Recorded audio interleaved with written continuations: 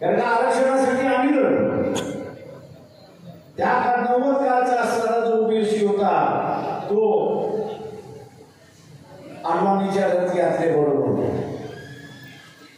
आम्ही त्यांना म्हणालो, अरे बाबा पहिल्यांदा पदरात पडले ते आपण वाचून घेऊ. मशीद पाडायचे ते कधी पाडू शकतो आपण, त्याला घेणं देणं काही आहे. आज पडली काय आणि उद्या पाडली काय, फरक काय पडतो? माणूस म्हणत नाही प्रकाश आताच पाडली पाहिजे. म्हटलं याच्या अंगात आता मर्यादा आली. ती म्हटलं होतं माझ्याकडे उतारा नाही की त्याची मर्यादा मी काढू शकतो.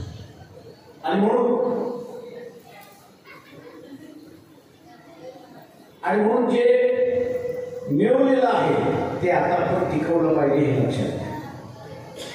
जे मिळवलेलं आहे ते आपण टिकवलं पाहिजे. टिकवलं नाही तर मिळणार नाही हे लक्षात घ्या. कारण जनगणना ओबीसीची होईल की न हो ठराव होऊन सुद्धा अंमलबजावणी करणारे आपण नाही. आपण अंमलबजावणी करणारे असो तर आपण त्या ठिकाणी अंमलबजावणी करू. आपण जर अंमलबजावणी करणारे नसू तर ते लागू कुठे होणार.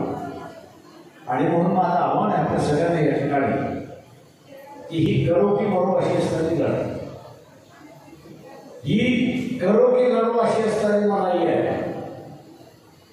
मी पुन्हा असणारा एक विषय असं काढतोय.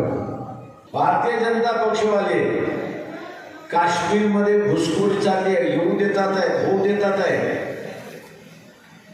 याचं कारण की त्यांना पुन्हा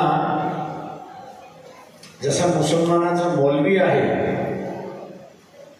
तो ऐलान करतो कि इस्लाम खतरे में है, इस्लाम खतरे में है. मी एकदा त्या मौलवीला विचारलं, अरे बाबा तू म्हणतो इस्लाम खतरेमध्ये आहे, तुका म्हटलं इस्लाम सोडणार आहेस का? तुला अल्लाह अल्लाह तोबा तोबा तोबा तोबा. अरे म्हटलं अल्लाह अल्लाह तोबा तोबा का करतोयस म्हटलं. तू जर म्हटलं होतं मुस्लिम धर्म सोडणार नसेल तर तो म्हटला खतरेमध्ये आला कुठून, खतरेमध्ये आला कुठून?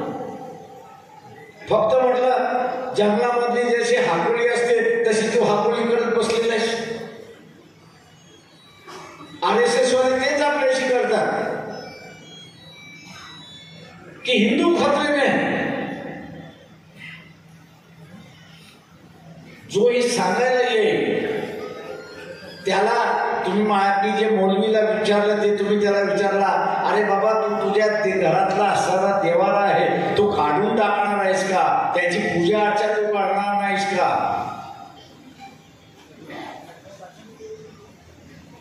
तो घरातला देवारा काढणार नाही, पूजा अर्चा थांबवणार नाही, मग खतरा आला कुठून? खतरा धर्मावरती नाही आहे, खतरा आरक्षणावरती आहे हे लक्षात घ्या. फक्त धर्म खतरेमध्ये आहे ती आरोळी आहे.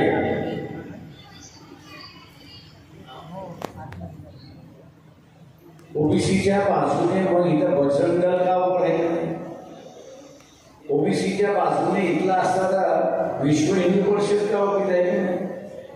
ओबीसीच्या बाजूने इथे असणारा RSS का उभी राहिली नाही? ओबीसीच्या बाजूने इथं असणारा BJP का उभी राहिली नाही?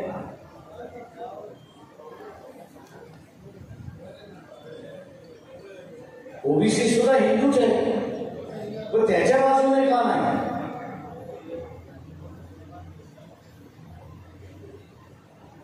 त्याचं कारण या सगळ्यांचा आरक्षणाला विरोध आहे हे आपण लक्षात घ्या.